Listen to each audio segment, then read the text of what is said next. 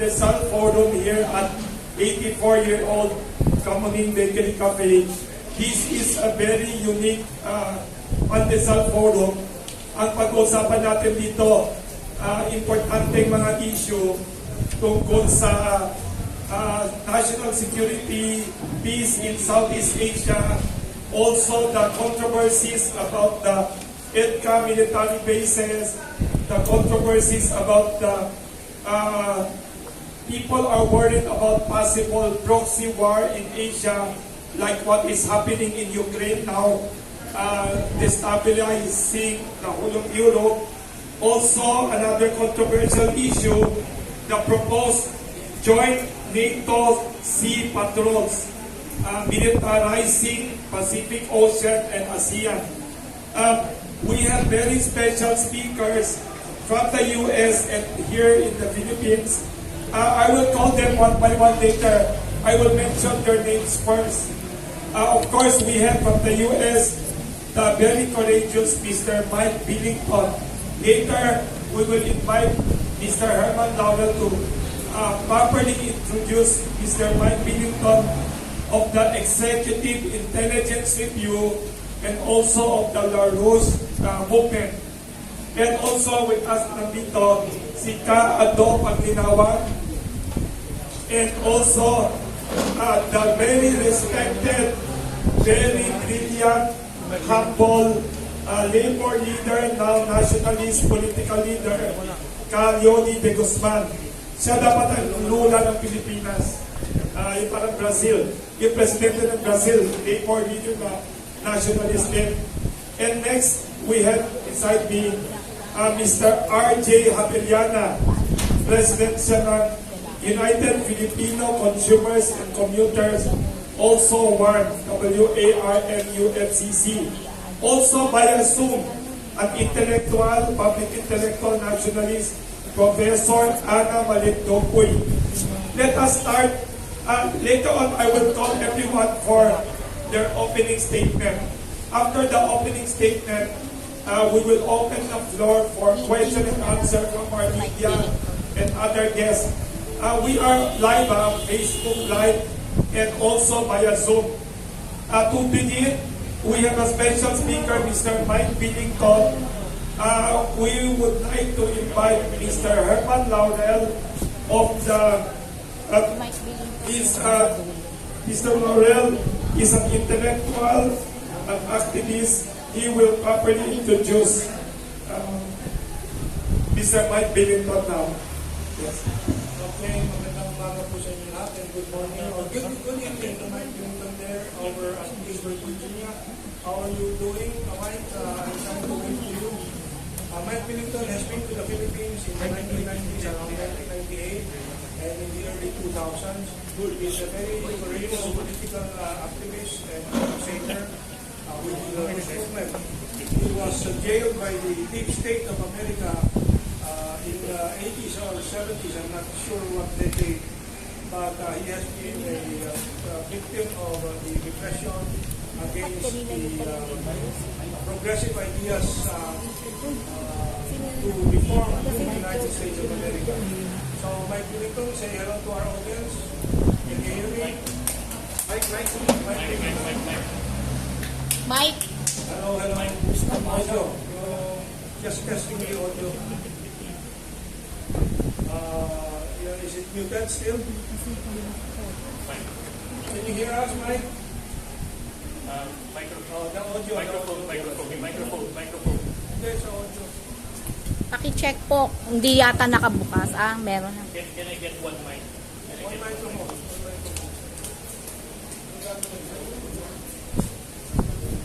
Just a moment, we're fixing the audio.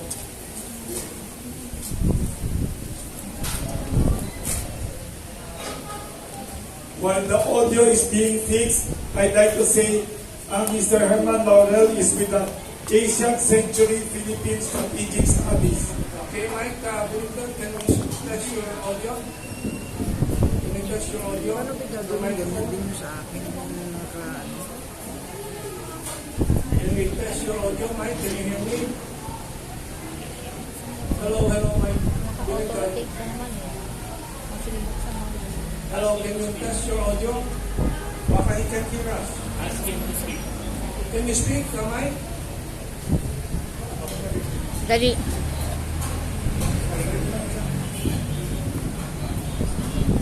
Mahina.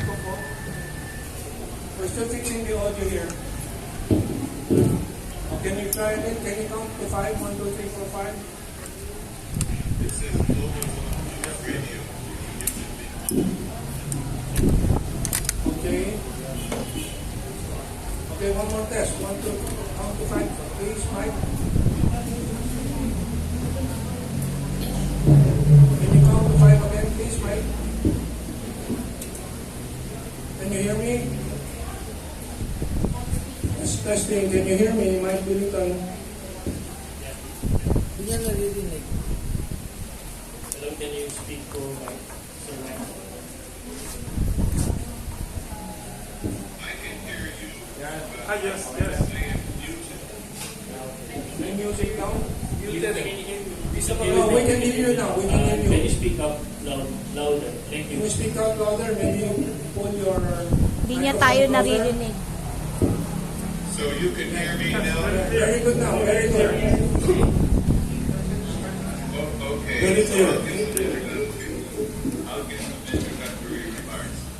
Let me say first that I'm delighted to be back in the Philippines, especially with some very, very good old friends.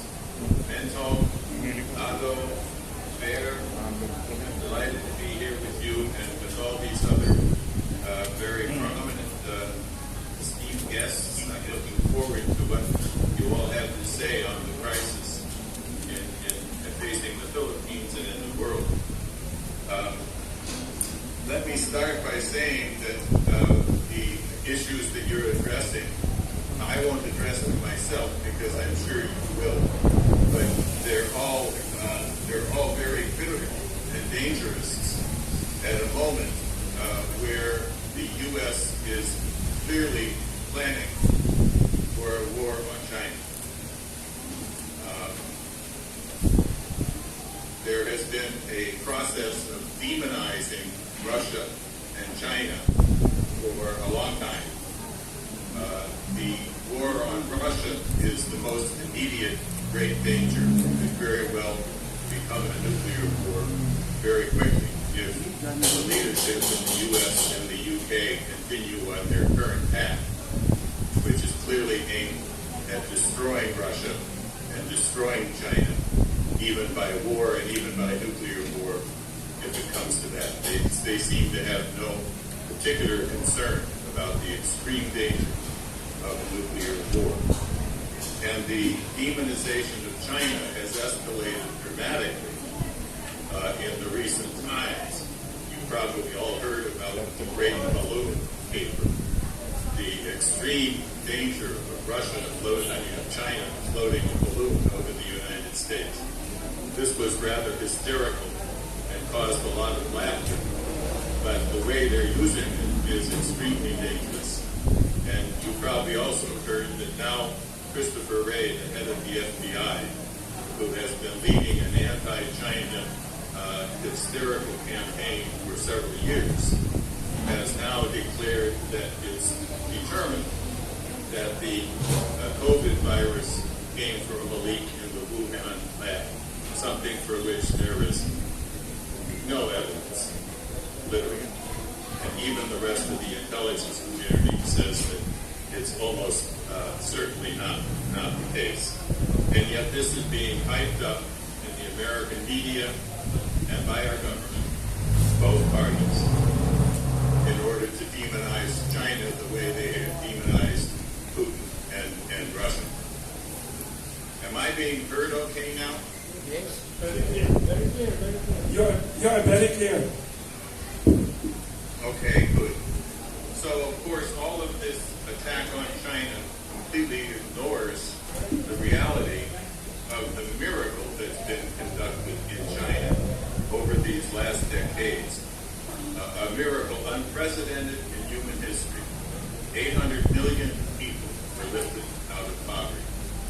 The most massive infrastructure development program ever seen in the world.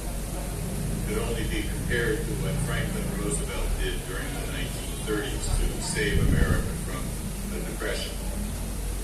But it goes far beyond that, in fact. And then, of course, China taking this process of massive infrastructure development as a basis for lifting the well-being of the population, taking that process to the rest of the world through the Belt and Road Initiative. This is all ignored.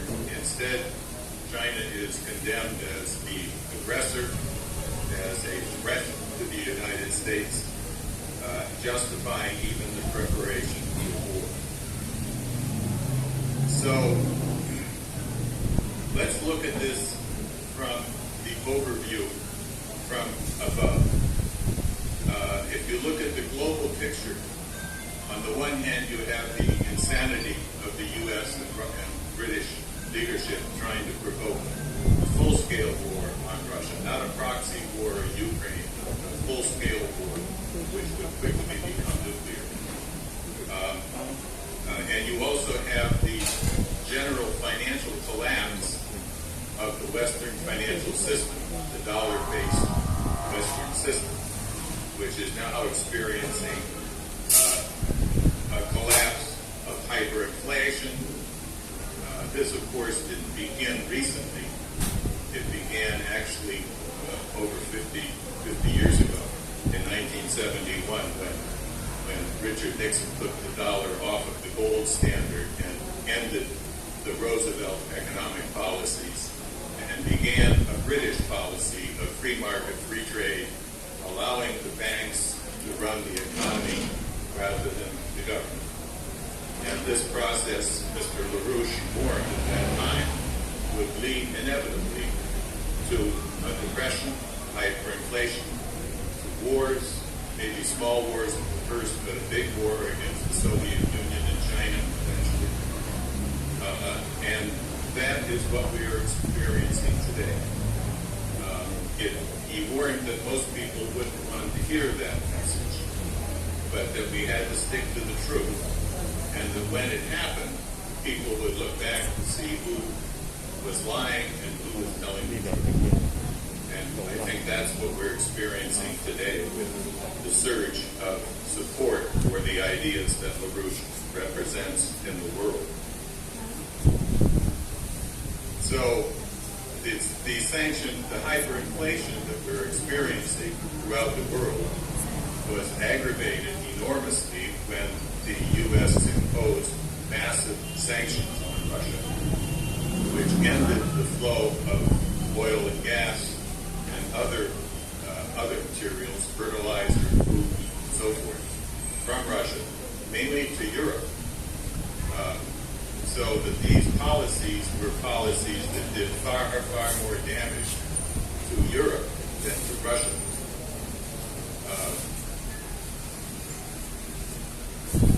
And of course, ending the flow of cheap Russian gas to Europe, which was, as you all know, aggravated enormously by the recent blowing up of the Nord Stream pipeline by the United States, as Cy Hirsch has exposed. A policy, an act of war, an act of terrorism by the U.S. government against not only Russia, but against our so-called allies like Germany and other European countries that needed that cheap gas in order to sustain their populations which are now suffering from economic deterioration at a very, very rapid rate. While the U.S. is enjoying the sale of its LNG to Europe at 4 times the price that was being paid to Russia for their cheap gas.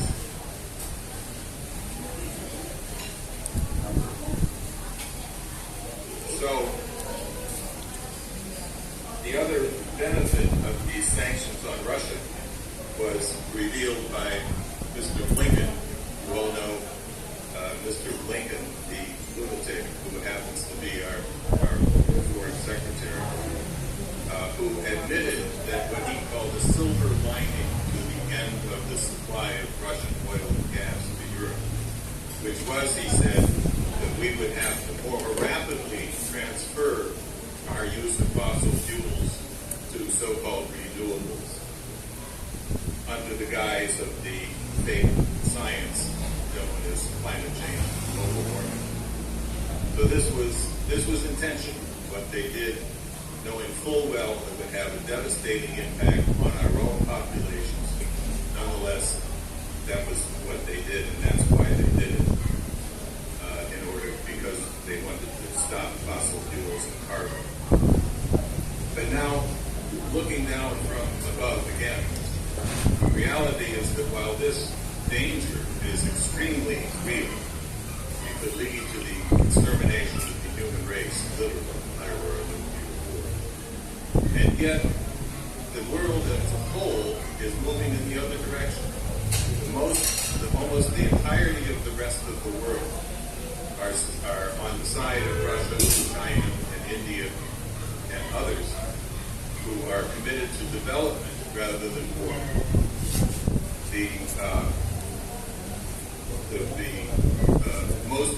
Most of the rest of the so-called global South has refused to go along with the attacks on Russia.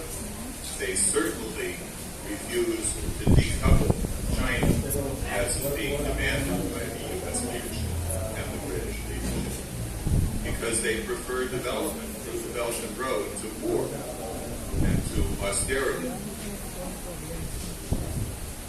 And now, as you may know, there are at least a dozen or more countries who want to join with the BRICS.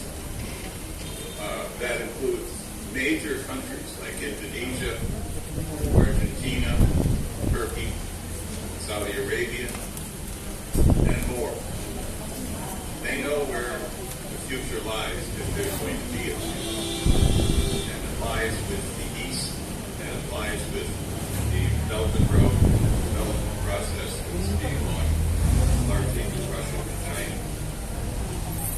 And, as I hope your newspapers have reported, there is finally the emergence of an anti-war movement in the West. It began with a rally which we played a hand, the LaRouche movement played a significant role in organizing an anti-war demonstration at the Lincoln Memorial on the 19th of February, which had about 3,000 people on site and some 60 to 70,000 people watching online. That forum began with a video from Elvis LaRouche. It was organized to a great extent by both right-wing and left-wing organizations who were quite proud of the fact that the so-called right and so-called left were working together. Because if you're facing a war policy, and especially the threat of a nuclear war, then the differences between the different political organizations pale to insignificance. And what matters is uniting your voices, both within the country and internationally, to demand an end to the madness of this war policy, both the war going on today and the danger of a provoked global war against Russia and China. So the other speaker at this conference from our organization was Diane Sayer. Some of you probably saw that Mentone held a conference a few weeks ago which featured Diane as one of the speakers. She gave a very profound speech at this event. Others from across the board, 3 former Congress people spoke. So this was an expression that it's time to put an end to the madness of the war policy. And then the following week, last weekend, you had dramatic outpouring of support in Europe, especially in Germany, where 50,000 people came out for an anti-war march at the Brandenburg Gate. Other demonstrations across the other cities of Germany, in France, in Italy, and even in the UK, even in the heart of the beast, the British Empire in London. there was a rally against the war policy. So this is very promising. It's only the beginning, but it's very promising. It shows the direction and the fact that people are being faced with the economic barbarism of sanctions policies against not only Russia, but against Syria, for instance, a country that was devastated by 10 years of war, 12 years of war, and then an earthquake, and yet the U.S. refuses to lift their sanctions, their devastating sanctions, which are preventing even the attempt to save the people trapped under the rubble from the earthquake, let alone to rebuild the country destroyed by the years of war in which the U.S. was openly supporting terrorist organizations to bring down the Assad government. So, as Helga says, this is a moment where every single human being is threatened by this danger of economic dissolution, by the threat of a nuclear war.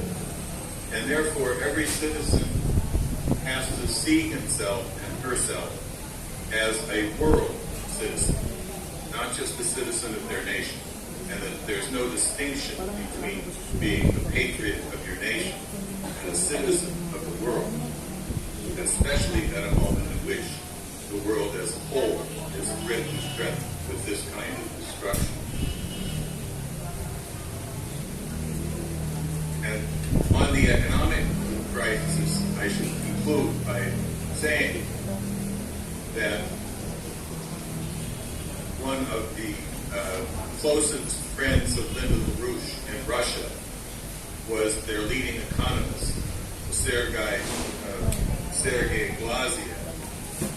And Mr. Glaziev, now working closely with people in China and other recent BRICS countries, is putting together a new global financial system, a system meant only for trade, not to replace currencies, but following a policy that LaRouche proposed in the year 2000 called trade without currency, toward a basket of hard commodities.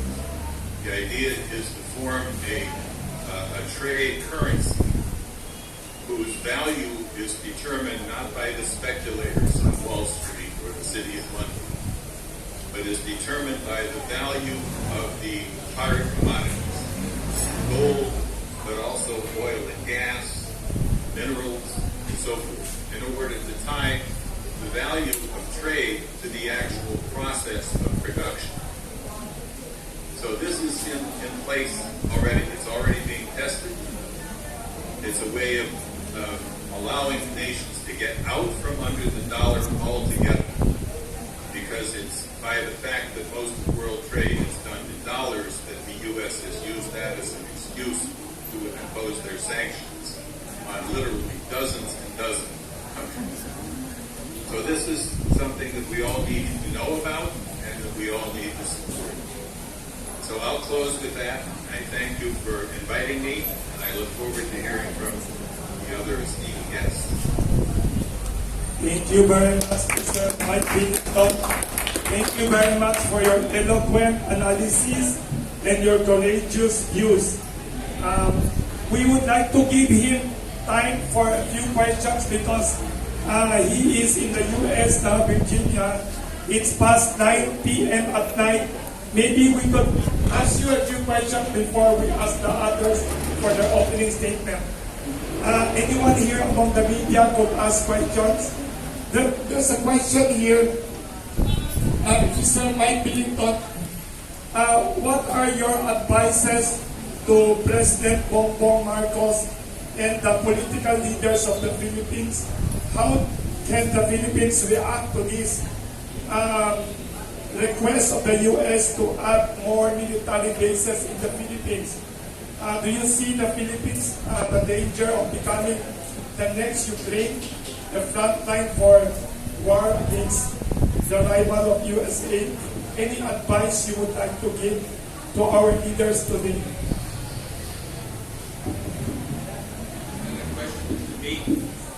Yes, for Mr. Mike Billington. Yes. question for you, sir. I'm sorry, I couldn't understand the question very well. Yes, I'll repeat the question. What advices would you give to Philippine political leaders like President Marcos and other politicians of the Philippines about the expansion of American military bases in the Philippines?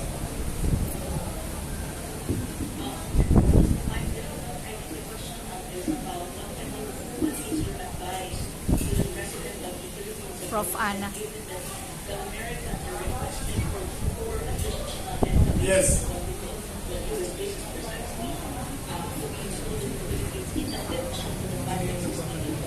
Si Prof. Ana po, nire-relay yung siya yung nasa Zoom. Yes. No, I think this is extremely unfortunate. Like I said, I'd rather have your experts address the issues domestically, but I will say from the overview of the danger the world is facing right now, the U.S. obviously wants to form an anti-China coalition, military coalition, in Asia in preparation for their planned war on China. And they're trying, as I'm sure you know, they're trying to use Taiwan the way they used Ukraine to try to build up a anti-mainland hysteria in Taiwan and provoke military to provide. They're actually sending more military forces to Taiwan with the effort of trying to provoke a military confrontation with the mainland. And the idea of the Philippines, rather than its initial move towards Mr. Marcos going to China and signing some development deals with the Belt and Road, but instead of that, allowing the expansion of the U.S. military bases in the Philippines forming a military bloc with the Japanese, which could go badly. We'll see. Not necessarily, but it could.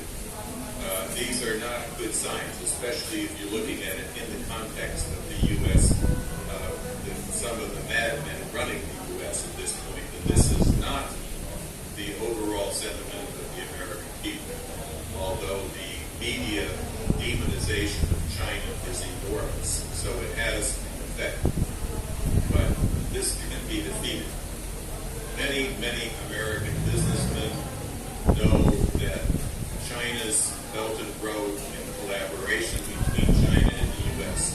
is the only way of getting the U.S. out from under its rapid descent into economic disintegration.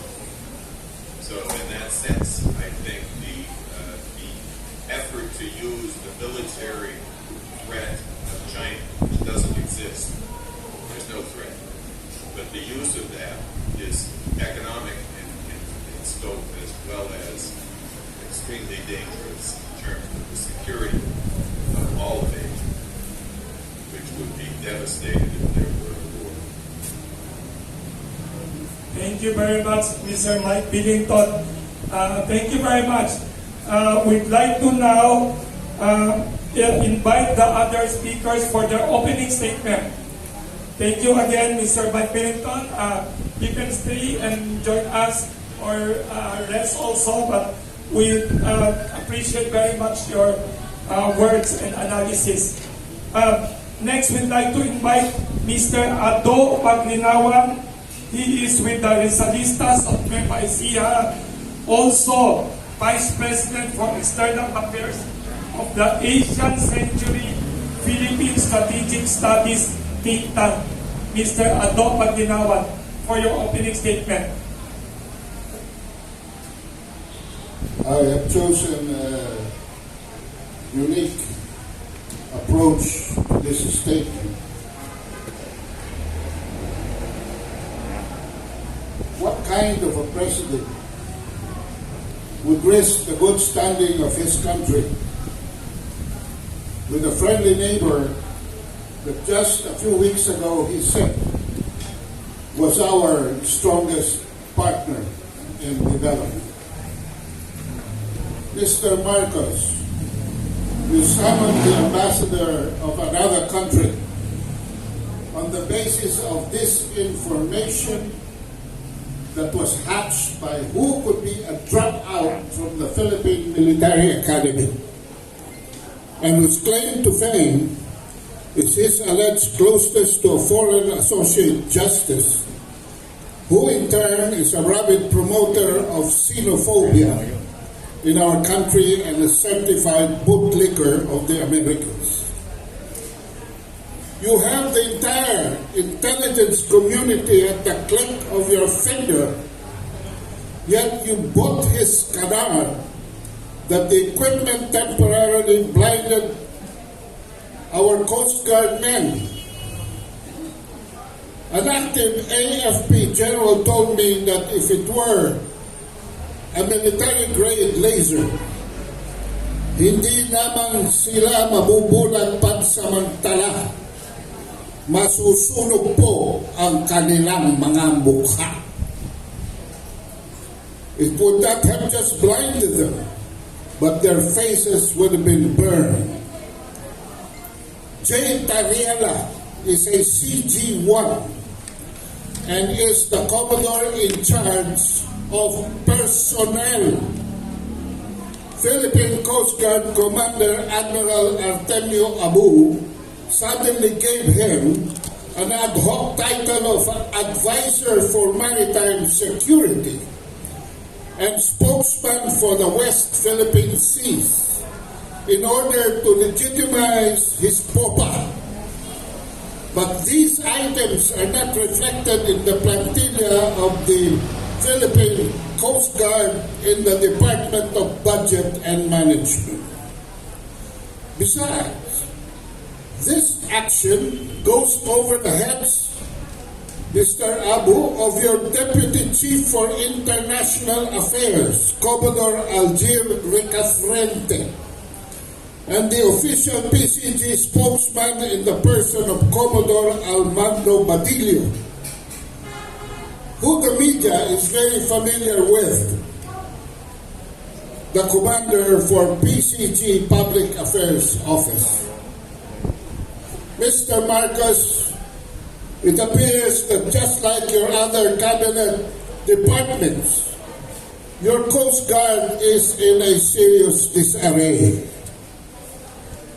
May I inform you that the Philippines does not have an updated official map. Our map is still based on the 1898 Treaty of Paris and the 1900 Treaty of Washington. I know this because I used to work for the Foreign Service of this country.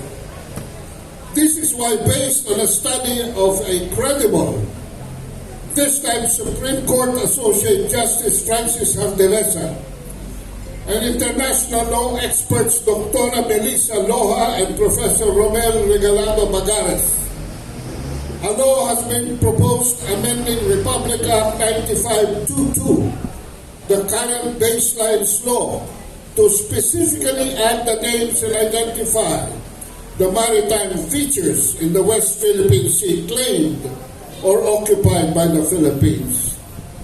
So for your continuing education, Mr. Marcos, under international law, legislation is an act of sovereignty that establishes territorial title. This is necessary because the West Philippine Sea was only created by President Noynoy Aquino under Mill Administration Order Number 29, Series of 2012. The Hardelesa proposed law also states that provisions of Presidential Decree 1596, which was the historic act of your father legislating by decree the Calayan Island Group, Republic Act 3046 of 1961 on baselines as amended by Republic Act 5446 of 1968 and Republic Act 9522 of 2009, 3 years before the arbitral decision, and all other laws, decrees, executive orders, rules, judgments, and issuances inconsistent shall be amended or modified accordingly. It also states that the National Mapping and Resource Information Authority, NAMRIA, shall produce and publish charts and maps of the Philippines reflecting amended baselines within 6 months of its enactment and effectivity. So, Mr. Marcos, please ask Admiral Abu what lawful coordinates in longitudes and latitudes our Coast Guard uses in patrolling the so-called West Philippine Seas. Actually, I am no longer surprised that often the Chinese thinks that your people are often lost at sea or intruding in their longitudes and latitudes. We cannot base our decisions on mere propaganda that Tariana released when he said, quote, China continues to ignore the Philippines' legal ownership of our EEC over Ayungin Shoal. They continue to assert ownership of the area. Ayungin Shoal is ours, unquote. Without an amended Philippine baseline law and an updated Philippine map. This reduces to a wild hyperventilation of a PMA dropout. Testosterone alone won't work. Besides, why is Admiral Abu's Coast Guard engaging in politics? This is urgent because the Americans are using lawfare and information war like this to mislead you that we need 4 additional EDCA bases for them in positions acting as phalluses aimed at China's direction. Coming from Ilocos Norte, this should instead be giving you sleepless nights if you care for your constituents. In fact, we do not need EDCA. We do not even need the Mutual Defense Treaty, and more so, on what basis will you conduct joint patrols? Why? I do not know about you, Mr. President, but the Philippines has no enemy. And so, in your own words, why do we need an armory? Thank you. Thank you.